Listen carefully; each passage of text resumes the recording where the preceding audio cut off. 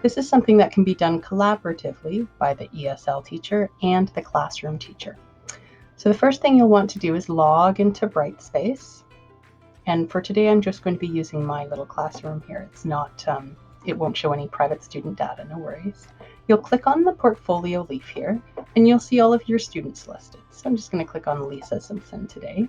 She has a few pieces of evidence in here. I can choose one of the existing pieces of evidence if it hasn't already been attached to a rubric, or I can add another piece of evidence by uploading on my phone or on a WRDSB shared iPad or by using a Chromebook.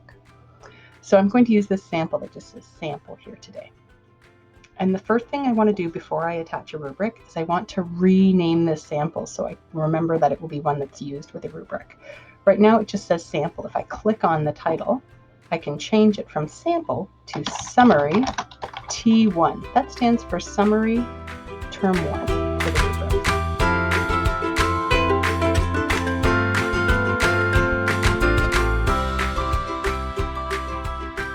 Now under the word rubrics here, I can click on the button that says add rubric. And this is a primary student. She's in grade 2. So I'm going to click on summary report ESL step grade 1 to 3. And I have to scroll down to the bottom and click on add selected. Once that rubric loads, it might take a few seconds here. I click on the little box with an arrow here. That opens it up. And here's where I see my tracking sheet. It looks very similar to the tracking sheets that were paper that we were using last year. So I'll go through here and I'll say where she's at in terms of her oral reading and writing. So let's just say she's about here. She's following instructions. She's using pre-taught vocab in simple sentences, expressing personal needs.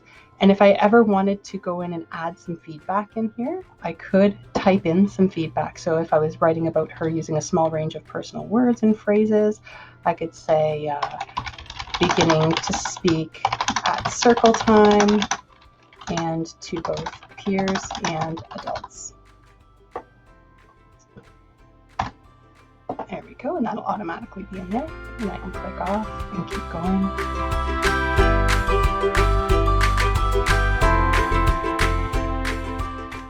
And that's really where this collaborative piece comes in. We need to be chatting with each other, with the classroom teacher and the ESL teacher to figure out, okay, where exactly do we want to place this student for the steps?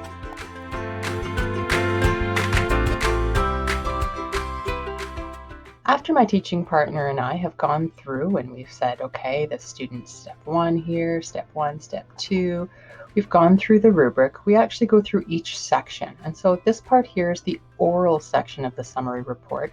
And again, we're only doing this at the end of each term, at the end of term 1 and the end of term 2. I'll scroll through and I've noticed that mostly we've ticked off step 1 and a couple of step 2. So we'll say overall their demonstrated oral ESL step level is step 2 because that's the step that they're on, they're working on. It doesn't mean they have to have completed every single thing in here, but that they're working on step 2.